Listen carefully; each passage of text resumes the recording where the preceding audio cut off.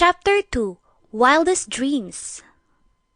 I am home for a month now. Masasabi kong sulit na ang bakasyon ko bago ako magsunog ng kilay sa eskwela. This year's summer vacation is by far the best summer vacation I have had. Nagpunta kami ni Hannah sa isang private island resort para mag-relax bago ang pasukan, and we really enjoyed ourselves. Lalong-lalo na ang best friend kong si Hannah Banana dahil feeling niya ay na-meet na niya noong summer ang the one ng buhay niya. I was scanning photos taken at the Villa Sandejas, yung private island resort na pinuntahan namin. I could not help but smile when I was able to scroll at a photo of the beautiful blue water of the sea. That photo reminded me of one heck of an experience. Summer. Nakahiga ako sa duyan na nilililiman ng mga puno ng niyog. Relax na relax ako habang ine-enjoy ang sariwang simoy ng hangin at pinapanood ang napakaganda at payapang dagat sa harapan ko. Malinaw ang tubig ng kulay asul na dagat at nakakaaliw ang pinong-pino at kulay puting buhangin. Matatayog rin ang mga palm and coconut trees sa paligid na umiindayog sa tuwing umiihip ang sariwa at malamig ngunit banayad na simoy ng hangin.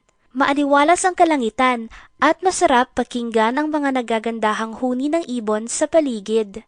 I had my shades on para hindi ako masilaw sa liwanag na dala ng haring araw. As a welcome home gift, Kuya Red gave me a vacation trip here in Villa Sandejas. Villa Sandejas is a private island in Luzon, which is a 3-hour boat ride from the main island of Ilocos Norte. May sariling ferry ang villa na siyang magdadala ng mga guests dito sa isla mula sa pier. But, if you're feeling a bit more fancy, a good old helicopter ride will get you here in only a couple of minutes. Ayon sa information na nakuha ko sa internet, maraming local and international celebrities ang nagpupunta rito. Malayo kasi sa maingay at magulong mundo ng totoong buhay. Villa Sandejas is the perfect place to go if you want to enjoy peace, nature, and luxury. Kontrolado ang dami ng tao na nakakarating sa isla dahil ang operation nila ay on reservation basis lamang. Hindi rin basta-basta ang makakuha ng reservation dahil kailangan mong makipag-unahan. Yung iba nga kinakailangang magpa-reserve 1 or 2 years before the vacation. Swerte lang ako kasi may kapatid akong galanting magregalo kahit na medyo babaero. Loris! Napabalikwas ako nang marinig ko ang napakalakas na pagsigaw ng pangalan ko. Ginambala ng napakatinis niyang boses ang aking pagmumuni-muni. Easy, Hannah. Naririnig kita. Ano bang problema mo? Salubong ko sa kanya. Sa lakas ng boses niya, siguro kahit nasa kabilang isla ako ay maririnig ko yung sigaw niya. Kasi naman, I saw him na! Yeep! She giggled. Anong magagawa? Laging natutulala. Tuwing lumalapit ka, ako ay natutuwa. Kahit di sinasadya. Ang sikitin ng mga mata ay halos bumilog na. Kitang-kita sa mga ito ang excitement. Kapansin-pansin din ang pamumula ng malaporselana niyang kutis. Hindi lang pisngi ang namumula, as in buong katawan. Kapag ganoon na ang itsura niya, ibig sabihin mataas ang level ng kanyang emosyon. Who? I curiously asked. The one! Di ko napigilang kumunot ang noo sa sinabi ni Hannah. The who? Muli kong tanong sa kanya. The one! Umikot na lang ang mata ko kay Hannah. Akala ko naman kung ano. Ewan ko sa'yo. Sabi ko saka bumalik sa pagkakahiga ko sa duyan. Grabe ka naman, Loris. Akala ko ba BFFs tayo? Bakit parang hindi ka naman masaya para sa akin? Dapat, sinasamahan mo akong magbunyi dahil nakita ko na ang the one for me. Heto na naman po kami. Ilang beses ko na bang na-witness si Hannah na hindi magkamayaw dahil nakakita ng gwapo. Hindi rin naman tumatagal ang pagkabighani niya Kumbaga sa pagkain, takaw tingin lang si Hannah sa mga boys. Pero sige na nga, malay mo naman, ito na talaga si the one. Itinaas ko ang aking ulo para balingan ng tingin si Hannah. Okay, the one? Sige nga, saan mo naman nakilala yung the one mo? Tanong ko. Ganito kasi yan. Kanina, naglalakad ako palabas ng shower room. Tapos, Tapos bigla niyang tinabig yung puso ko, nahulog tuloy sa kanya.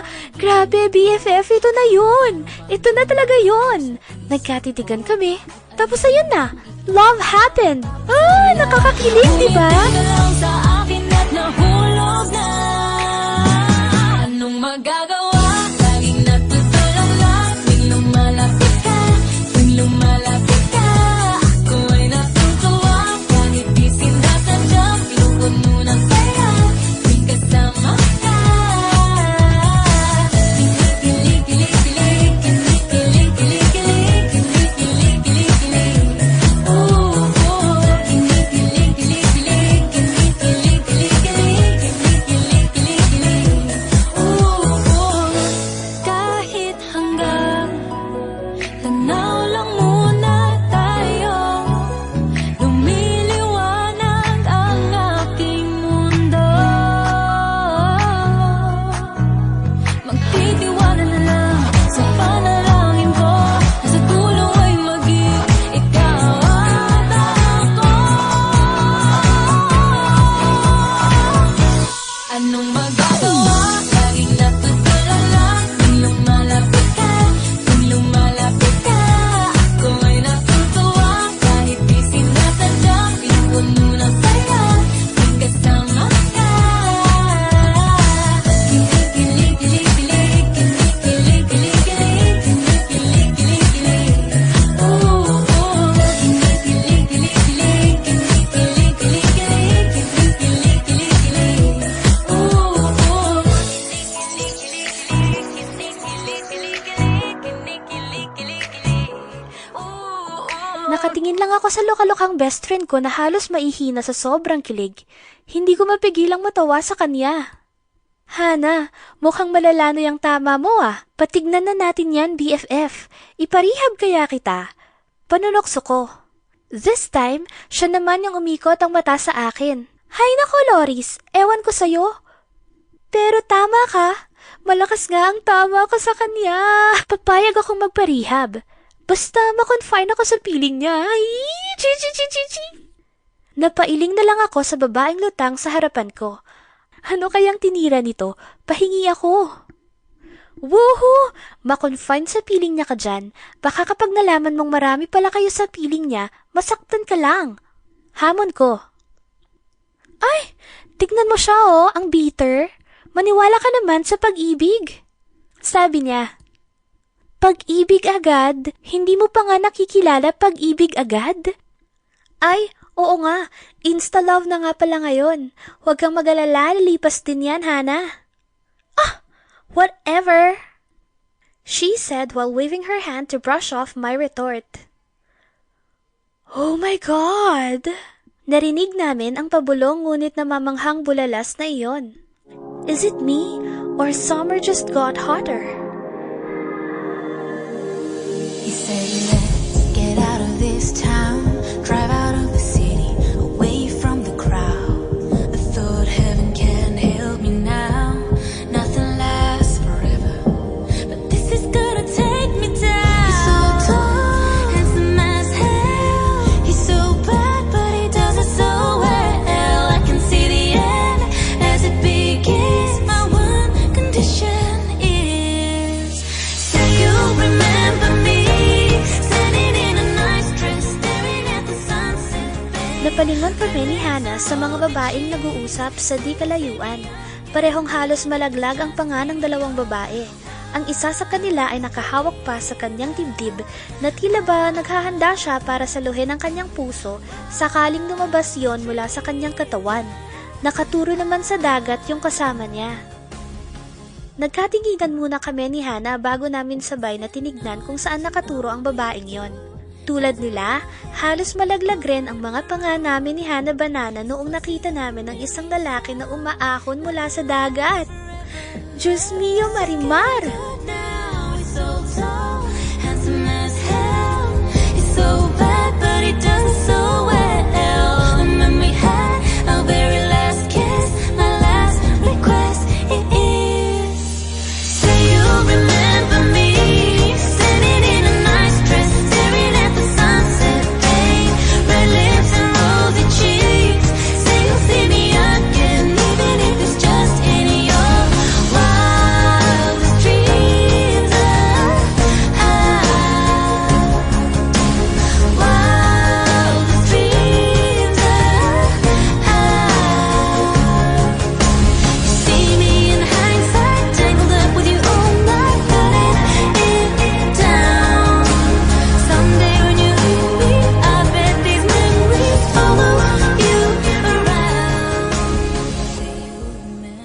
ba yung feeling ni Taylor Swift noong sinusulat niya yung "He's so tall, handsome as well.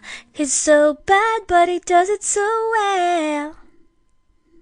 Para siyang naka-slow motion habang naglalakad papalapit sa pampang. Tumuwid ako ng upo at napatanggal ng shades para mas maayos kong masilayan ang lalaking yon. Alam kong summer ngayon, pero masyado naman na yatang mainit. Kapansin-pansin ang matikas at magandang hubog ng katawan ng lalaking iyon. Hindi siya yung tipong tadtad ng muscles na parang bodybuilder, pero hindi rin naman siya sobrang payat.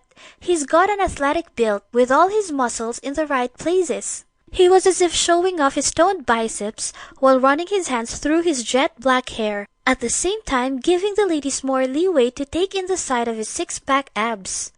Nakadagdag pa sa sight of manliness ang kanyang sun-kissed skin. Partida, malayo pa lang yan, maglalaway ka na. Paano pa kung lumapit? BFF, nasa langit na ba ako? Namamangha kong tanong. Aray! Halos mapatalon ako sa sakit ng pagkakakurot ni Hana Banana sa tagiliran ko. Did that answer your question? She simply asked without taking her eyes off of that guy on the beach. Yeah, I answered. Muli kong binalingan ng tingin ang lalaking yon. Grabe, para siyang magnet, lapitin ng chicks. Mula sa kinauupuan ko, kitang-kita ko ang pagpapapansin sa kanya ng mga babaeng nadaraanan niya. Candidate number 1. Hey sexy lady, I like your flow. Your body's banging out of control. You put it on me. Napatanggal ng balabal nang wala sa oras ang isang babae. She is wearing a red, backless, halter one-piece swimsuit. Sexy siya in fairness. Ang liit ng waistline. Tapos, lumalaban rin ang boobs and booty. Halatang pinaghirapan ng katawan. Kahit saang anggulo ko tignan, walang bahid ng silikon. Ngiting wagi ang lola mo noong napatingin sa kanya ang lalaki. She smiled at him. She even gave him a small wave. But I was surprised to see him walk past her without responding to her flirty gestures. Hindi effective kay Kya yung pang FHM na katawan ni Little Miss Red swimsuit. Mukhang masyadong mataas ang standards niya. I was hers for the choosing. Performance left her snoozing. Rock burns, her knees were bruised, and she's hooked, ain't no refusing. I knew it all along. She was the perfect one. Wow. She really put it on. Candidate number 2. Shawty, I've been feeling lonely. Memories of 2019. On the beach and we vibing. Cold ones on hand, we excited. Good trip, psilocybin. It's me, you, in the horizon. I've been talking about life and I'm locked in. Great girl, soft skin and she glowing. No, she don't want commitment, but we be both down just to ride in the moment. Craving for the one, but you keep your distance. She only be close when it comes to the limit. But I've been saying yes, cause man, she a 10. I convos in the same wavelength. I don't need money, man, I don't need cash. The only thing I need is a shawty real bad. Oh, di watang kiganda, di watang mahiga sa akin. Huwag nang langit. Oh, di watang kiganda. Baka ito pumasa. Matangkad si candidate number 2.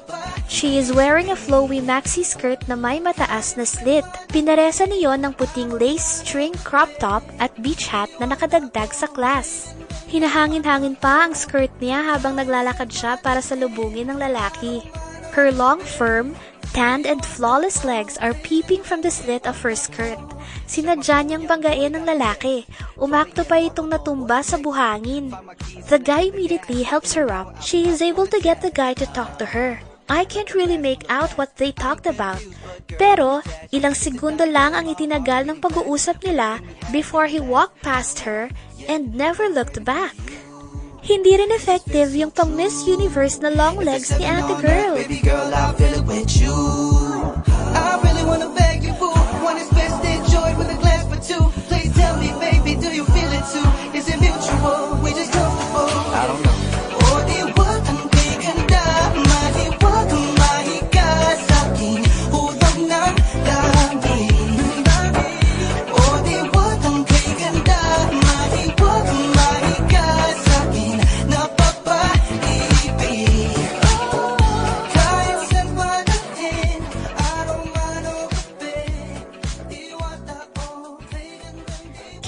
number 3. Beautiful girls all over the world. I could be chasing, but my time would be wasted. They got nothing on you, baby. Nothing on you, baby. They might say hi, and I might say hey, but you shouldn't worry about what they say, 'cause they got nothing on you, baby. Nothing on you. Nothing on you, babe. Nothing on you. She stood in the way of the guy. Sinigurado niyang pumwesto siya sa isang lugar kung saan kitang-kita siya ng lalaki. She is wearing a black two-piece crisscross high-waisted swimsuit. The guy stopped when he saw candidate number 3 blocking his way. She took that as a cue to let down her hair, which was previously tied in a messy bun. She delicately shook her head to let her hair do the trick of seduction.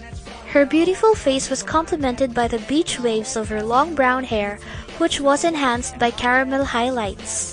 I watched in anticipation if she will be able to succeed in seducing him. In the end, nothing happened. Just like what happened with the first 2 girls, walay rin ang pretty face at mala shampoo commercial model na moves ni candidate number 3. Nothing on you. Nothing on you. Nothing on you, babe. Nothing on you. They might say hi, and I might say hey, but you shouldn't worry about what they say, 'cause they got nothing on you. Nothing on you, babe. Nothing on you. Nothing on you. Nothing on you, babe. Nothing on you. Hands down, there will never be another one. I've been around and I never seen another one. Because your style ain't really got nothing on. And you out when you ain't got nothing on. Baby, you the whole package. Plus you pay your taxes. And you keep it real while the mothers stay plastic. You're my Wonder Woman, call me Mr. Fantastic. Stop. BFF, yummy. Kaso Loris, suplado. Komento ni Hannah. I know, right?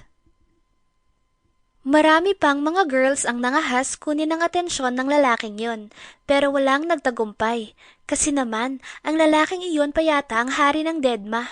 Napaisip tuloy ako, artista kaya siya? Ang gwapo eh. Sabi nga ni Hannah, yummy! Speaking of Hannah, napatingin ako kay Hannah na titig pa rin sa lalaki kaya napangisi ako. Siniko ko siya pero nakapako pa rin ang tingin niya sa lalaking yun. Hoy, anong nangyari kay The One? Kinalimutan mo na agad? Naglalaway ka na yata dyan kay Mr. Yummy ah? Pangbubuska ko pa. Grabe ka! I'm just admiring his yumminess. Ang puso ko ay para pa rin kay my the one and only. She simply said while still admiring Mr. Yummy. Whatever. Humiga na lamang akong muli sa duyan at nilanghap ang sariwang hangin.